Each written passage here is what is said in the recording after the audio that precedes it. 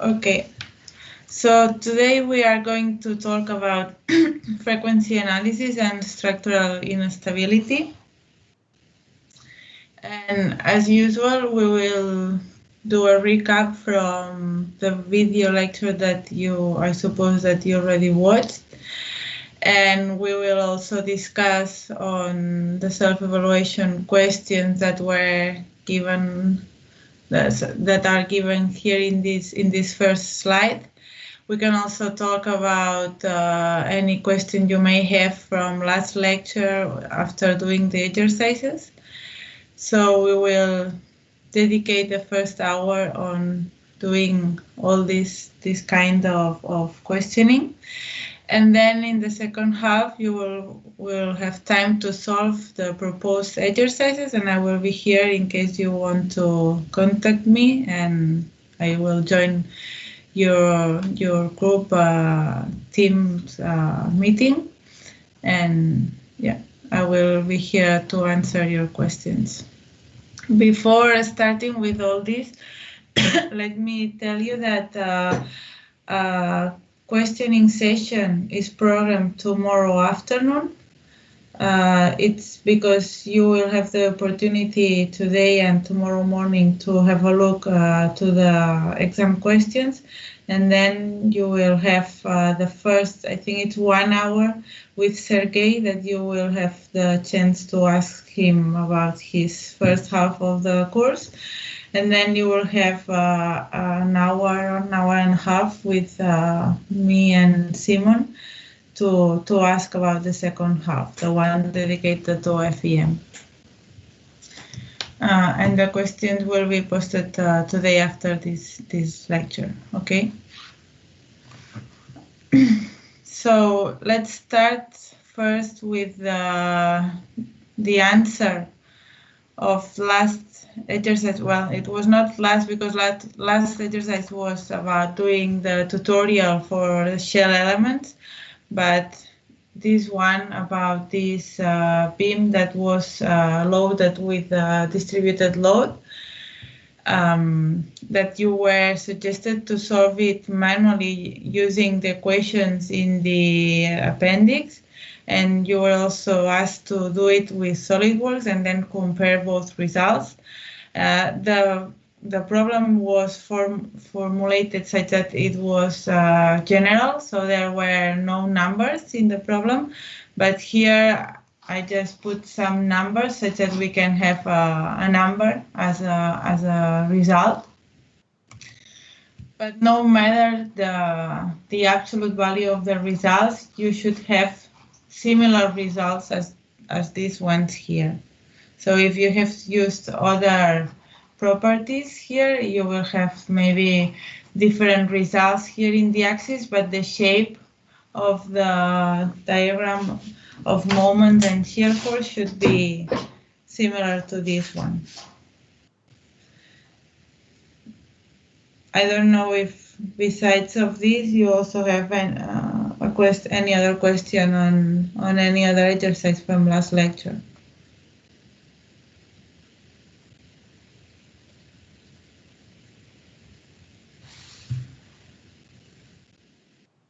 Okay, so then I assume that you succeed in solving, well, it was actually 3 tutorials and so that they were basically following the suggested steps.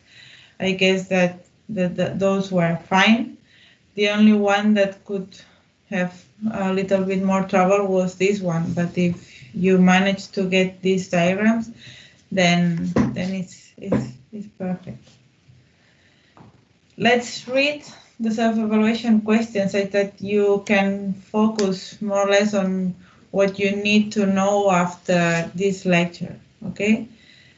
The 2 questions proposed today are what is resonance and how it is related to fundamental vibration frequencies.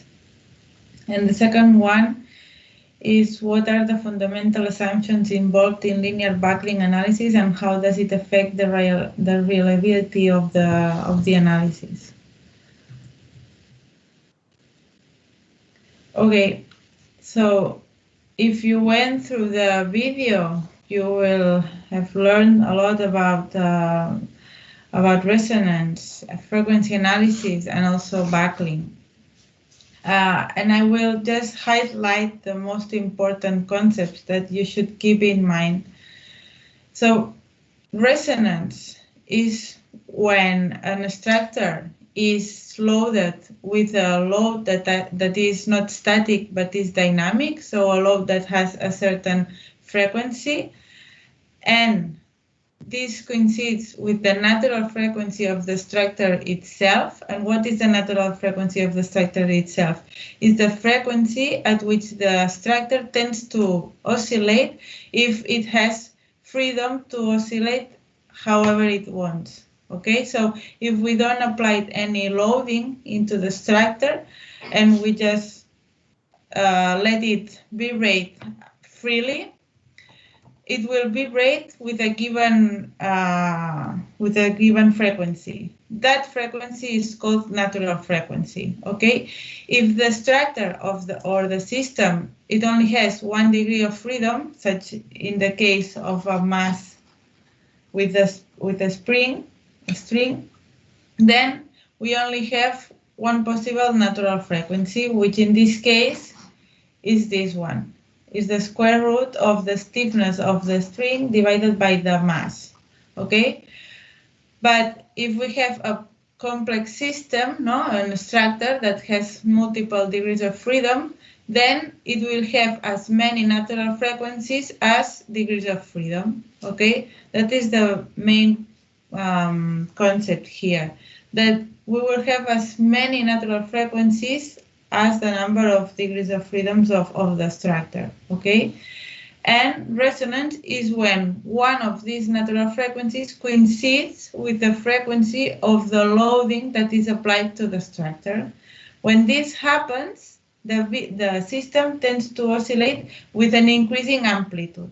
Okay, and if you have seen the videos of for instance, the Tahoma Bridge, this one here, you probably have seen that it has no stop. So it begins oscillating with a small amplitude, but then it becomes out of control and it finally breaks. Okay. One other important concept here is that each natural frequency, remember, as many as degrees of freedom of the system, has associated a mode shape. And a mode shape is nothing else than the way in which the structure deforms when it oscillates under a given natural frequency. Okay. The important thing here is not the displacements itself, the value of the displacement themselves, but the shape, okay? Because since this is solved as a differential equation system and is solved by finding the eigenvalues that will be the natural frequency and the eigenvectors that will be the mode shapes, it has multiple solutions for the mode shapes. Okay, it means that a vector describing the mode shape, describing the displacement at each degree of freedom, will be a solution of the differential equation, but the same vector multiplied by a scalar number will be also a solution. It means that those displacements can be scaled and it will still be solution of the equation. Okay, so this means that we cannot solve the problem for the exact value of the displacements, but only for the relation between them. So we can have the shape, but we don't know the amplitude. So this means that we cannot rely on the values that we obtain, but only on the shapes. Okay, here you have the 1 degree of freedom system solved. Just to have an introduction, okay? And here it says that for this particular simple system, the natural frequency, which is unique, is the square root of the stiffness of the string divided by the mass, okay? So the consequence of this is that if we double the stiffness, we will increase the natural frequency. And if we double the mass, we will decrease the natural frequency, okay? Since we don't want to coincide with the natural frequency, we will always try to keep our design at 1/3 of the natural frequency. This means that we want to increase the natural frequencies of the structure as much as possible, okay? The higher the natural frequency, the higher the point where we can design our structure. Remember, we want to always be at 1/3 of the natural frequency. So how can this be done? We want to increase the natural frequency. So a way to increase it is by increasing the stiffness or decreasing the mass, okay? This can be done if we change the material of our structure, okay? For instance, here we have the natural frequencies for a bar made of steel, okay? And here so we have listed the natural frequencies for a bar made of aluminum, okay?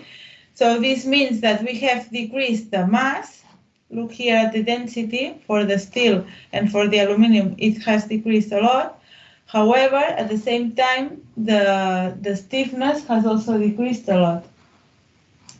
So it's not always easy to change one without changing the other, okay?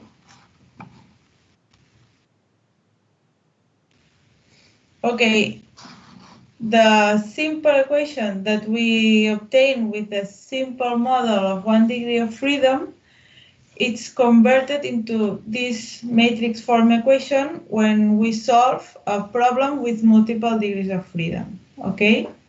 And the solution for this, if we assume that there's no damping, is this one here, okay? So before we were solving a equation that had the form, so if you remember until now, when we were doing a static analysis, we were solving the equation that was the stiffness matrix times the displacement was equal to the external forces. And now the fundamental equation to solve is this one here. Okay, so we have this term with the mass here added, okay? And here there is a 0 because this is so we will solve this equation without any external force applied, because remember that we are trying to solve the natural frequencies of the structure, those ones at which the system vibrates if it's free to vibrate however it wants, okay? The solution for this equation here is the natural frequencies, which will be the eigenvalues, as many as degrees of freedom, and then the eigenvectors, which will be the mode shapes. Okay, the solution of this equation will be sinusoidal, okay, and this means that it will have a shape like this, okay? So it will vibrate like this. You can see here videos of simple structures, in this case bars, okay, oscillating in 2 dimensions or in 3 dimensions. Here for a more complex structure. Okay, what is the important here from the design point of view? So we know that, let's take a look at this plot here, okay? What is represented here? Here we have the frequency ratio, which is the frequency of the applied load, which will be denoted with this omega, divided by the natural frequencies, okay? So this is the frequency at which we apply the load, and this is the frequency at which the structure would oscillate if it was free to oscillate without any applied force, okay? And here in this axis, we have the amplitude of the response. So here we have the displacement under static loading, and here we have the displacement, which will be a function of the time, okay? The maximum amplitude of this displacement divided by the displacement of the static solution, okay? If we take a look here, if we have so if the external force has a frequency of 0, which means that it is a static loading, then this ratio will equal to 0, okay? No matter what we have here, if there is a 0 here in the top part of this ratio, then we will always be here at 0. And if you take a look, we will be always at this point 1, which means that the response will be always equal to the static response, okay? The multiple curves here are for different damping factors, okay? But the one that is highlighted in blue is the one that has 0 damping, okay? So this is why here we have always the damping equal to 0, okay? If we move a little bit on the right, meaning that if we start to apply forces with a certain frequency, we will see that the amplitude of the response starts to increase, okay? But if we keep close to 0.3, 1/3, no? If this ratio is close to 0.3, which means that the frequency of the applied load is 1/3 of the natural frequency, then the amplitude will increase, but very, very, very, very small, okay? Very, very low. But if we approach to a ratio equal to 1, which means that the frequency of the applied load equals to the natural frequency, this goes to infinity. Okay, so it means that the system will start to move and will start to increase its amplitude until it completely collapses. Okay, so as a rule of thumb, for the design, we will always try to be at 1/3 of the natural frequency, okay? If we then surpass this point here, we will see that the amplitude suddenly decreases, okay? And here you have all these cases that I've been talking until now, no? If we have the system moving freely, or if we have a frequency ratio which is close to 1/3, no, it will increase a little bit, but not that much.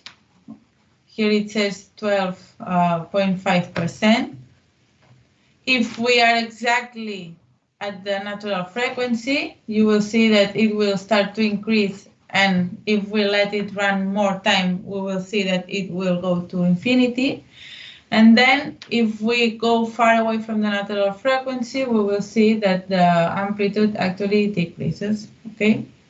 Which is what we see in this plot here.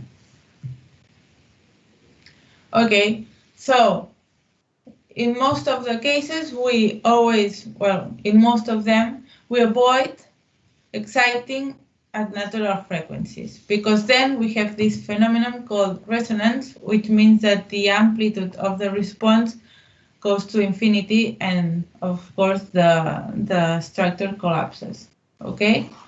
So remember this rule of thumb. Okay, and here you have, I think, a very useful summary of the main concepts of the frequency analysis, okay? So these are the key concepts of what we have been discussing until now. Okay, buckling, let's move now to buckling. We talk about frequency and buckling in the same lecture, because even though they are completely different phenomena, the governing equations of both are very similar, okay? So if so buckling is not about dynamic forces, but you will see that the fundamental equation looks very similar to the fundamental equations of the frequency analysis, okay? But buckling is this, so it's quite well represented here, no? It happens to very slender structures that are loaded under compression, okay? So if those structures would support a very high load if they were loaded under tension, but if suddenly the load is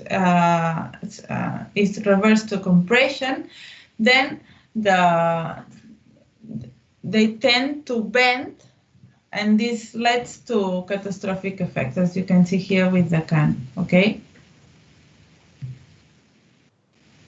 So the problem of buckling can be solved with mechanics of materials, as you can see here, by doing equilibrium of momentums, and you can obtain the critical load for a given structure, okay? In this case, for this part here, the critical load for buckling would be this one here, okay?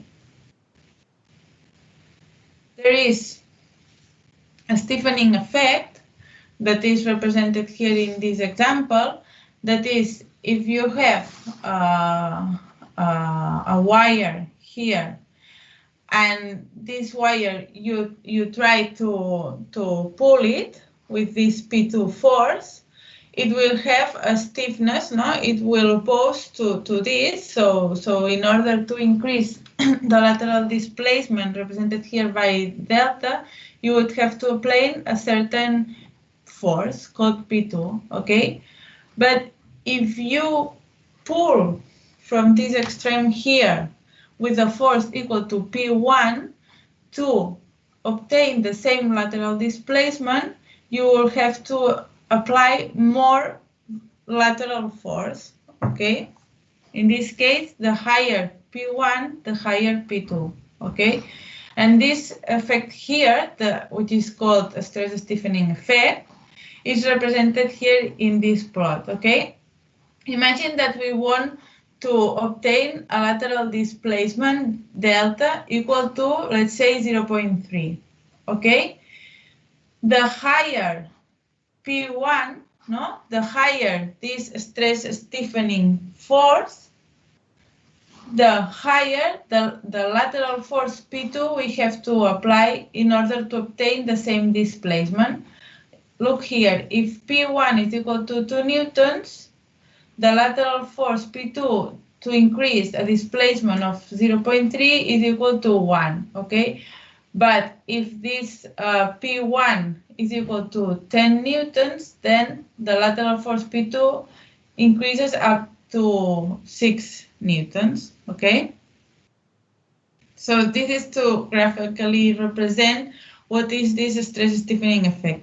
It means that for structures that are loaded under tension, the stiffness is increased due to this stress stiffening effect, okay?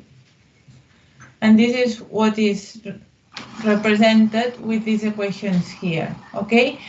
In this buckling analysis that we will perform with SolidWorks, it always assumes a linear model, okay?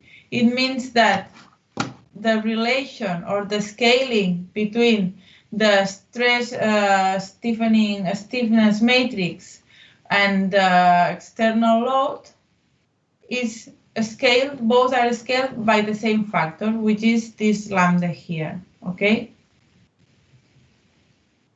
And this is the fundamental equation that we will aim to solve with finite elements, okay? So, as you can see here in the next slide, this is our fundamental equation now, the one that we are trying to solve, okay? And what are the outputs from this buckling analysis? The outputs are this lambda, which are the load multipliers, which means that the scaling factor that multiplies the applied load okay? And the mode shapes again. And again, it's a differential equation, and it's solved by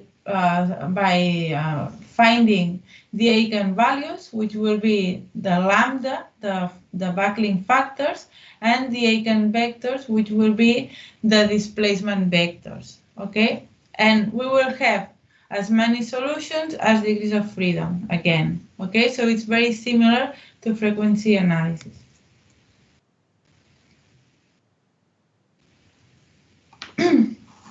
From the frequency analysis, from the backlink analysis that you will perform in SolidWorks, you will obtain this lambda factor that is there called backlink load factor, okay? And it can have multiple values. If the value of this backlink load factor is higher than 1, it means that backlink is not predicted, okay? It means that the applied load and the critical load, the ratio between them is higher than 1. It means that the critical load is higher than the applied load, no? For this ratio to be higher than 1, it means that this term here has to be higher than this one here. It means that our applied load is lower than the critical, and so we will not have backlink, okay? If they are equal, then we are at the exact point where backlink is predicted. It means that the applied load is exactly equal to the critical load, okay? At this point, we will have a backlink. Okay, if the backlink load factor is lower than 1, it means that the critical force is lower than the applied load, then for sure we will have backlink. And then when we have negative values, we have the same three situations, but it means that in order to have backlink, the load should be reversed, okay? In this case, for instance, if it was a column, it means that the force, instead of compressing the column, it goes in the opposite direction, so it is tensioning the column. So it means that at this moment, in these conditions, we will not have backlink because we are not compressing the structure. But if we suddenly reverse the sign of the force and this tension is converted into compression, then we can have backlink. Oops. Okay, and here you have some recommendations when you do those analyses in SolidWorks. Okay. Remember that the program does some assumptions in order to solve the backlink analysis. Okay. The assumptions that it does is that there is no imperfections in the structure, okay? So it doesn't take into account any imperfection that in reality we would have into the structure that makes it more weak at several points, and those points are more likely to buckle. And then it doesn't take into account the deformations, okay? So it's only useful or only meaningful when we have a small deformations, because if a structure is already deformed, it's more weak so it's more likely to buckle. Okay, the more deformed it is, the less capability will have to sustain the compression load. Okay. So if the system, it always refers to the initial configuration, assuming that the column is always kept straight, it means that it will over-predict the performance of the structure, okay? So the message here is that, okay, we can use this backlink analysis from the program, is useful, but we should always be very careful about it because it does some assumptions that are far from reality. The first one is that it assumes perfect structures with no defects, and the second one is that it assumes small deformations, and both can be detrimental in reality. And in reality, since we have both, the results can be very far away from the ones that we obtain from the program, okay? How do we manage them then, this fact? Okay, we obtain the critical load from the program, but then we divide it by five, in order to be in the safe side of the design, okay? So, okay, if from the program we obtain that the critical load is, I don't know, 50 newtons, let's keep our design above 10 newtons, below the 10 newtons, okay? So always divide by 5 the critical load predicted by the program. Okay. So the exercise proposed for today are to do a backlink analysis of a column with this geometry specified here and obtain the load factor for different combinations of coarse, medium, and fine mesh, okay? And also using different kind of elements, linear and quadratic elements, okay? And then you table all these results from all these combinations. So using linear elements, use 3 different meshes, 3 different mesh sizes, and then using quadratic elements, again, use 3 different element sizes. So at the end, you will have 6 different results, and then see if there is a tendency there, no? How different are the predicted critical loads from the different cases that you analyze, okay?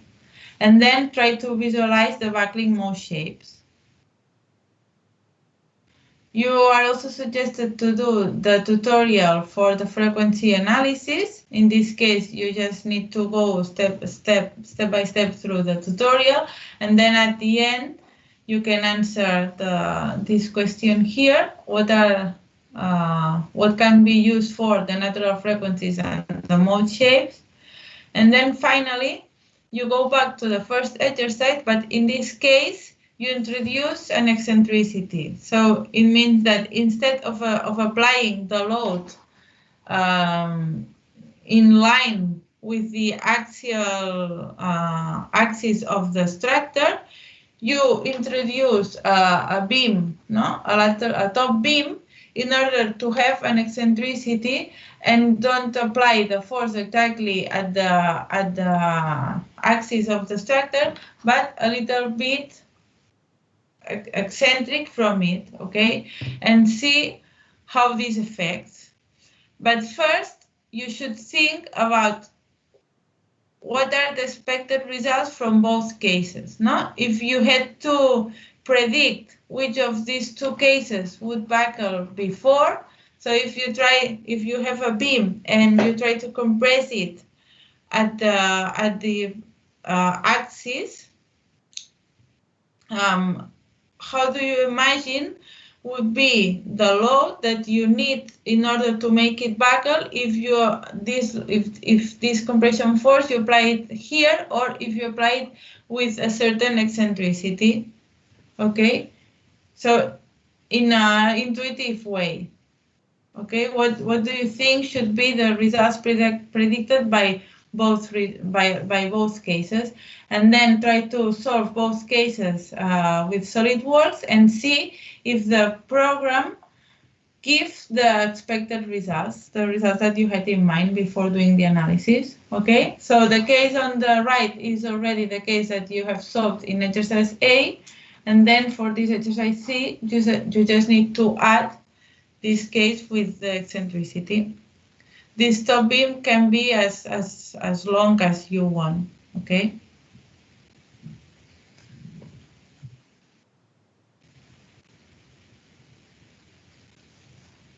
Okay, so after watching the videos and also hearing this recap,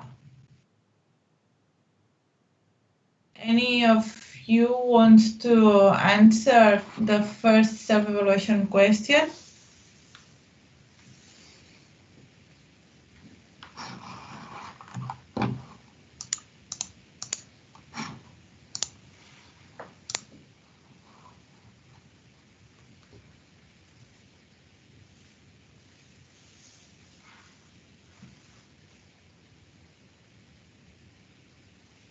No?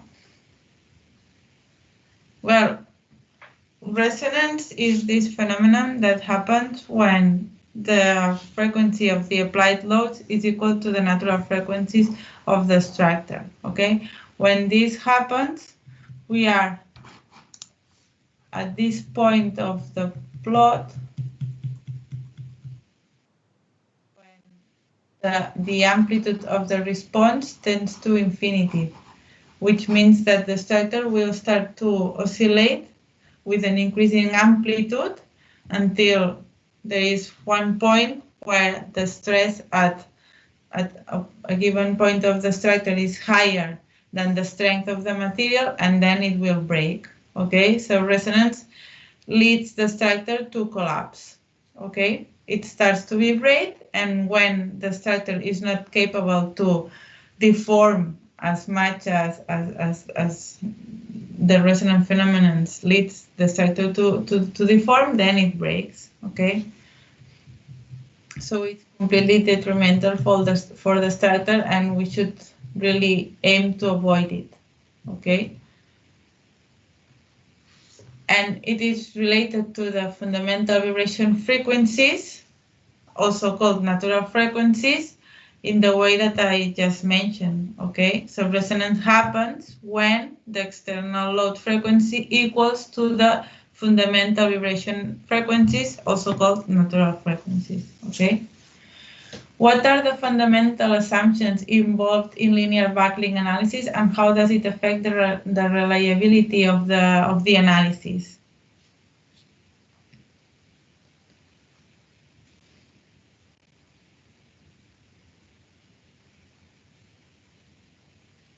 We have also commented on that, okay? The fundamental assumptions is that it doesn't take into account any imperfection that could be already in the structure. So when we simulate the structure using finite elements, we assume that the structure is perfect. Okay, we don't introduce any defect that the structure may have and weakens locally the structure. Okay, this is the first one. And the second one is that we don't take into account the deformations. The program is always using the initial configuration without any deformation to do the analysis, okay? But you can imagine that the capability of a column to avoid backlink is higher when the column is completely straight than when the column has already deformed, okay? If we took into account how the column starts to deform, we would see that actually the capability to avoid backlink is much lower than if we always assume that the column is completely straight, okay? So this fact that don't take into account the actual deformations is very less conservative, okay? So it means that it predicts much higher critical loading that it will be in the reality, okay? So no imperfections, small deformations, okay?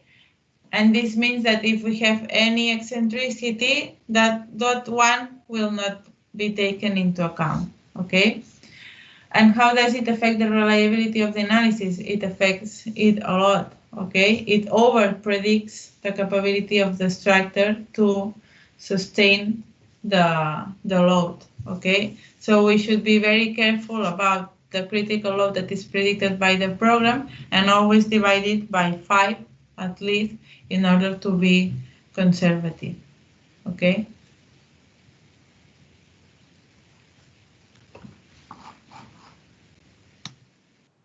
Okay, do you have any other question?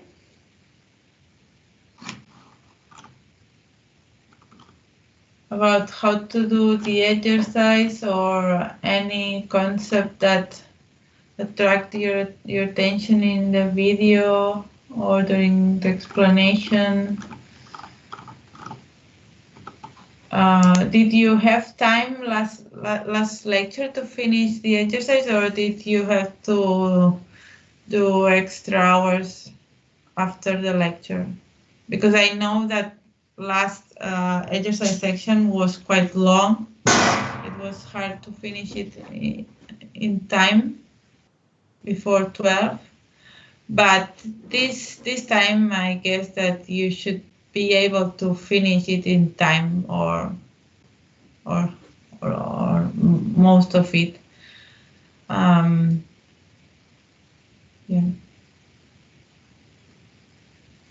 So do you have time this afternoon to take a look to the exam questions? Okay.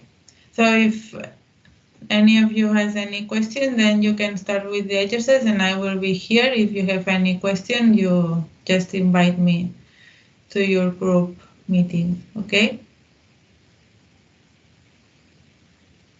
Yeah. Okay.